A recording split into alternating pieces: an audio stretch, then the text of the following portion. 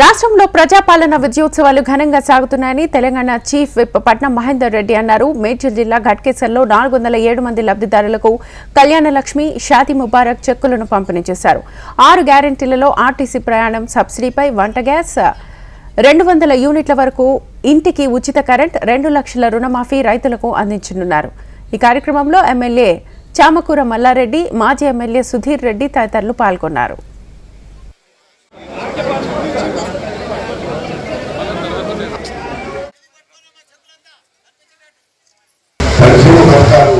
ఇవ్వడం జరుగుతుంది. అయితే ఇప్పటివరకు కొంతమంది అమలు జరిగింది.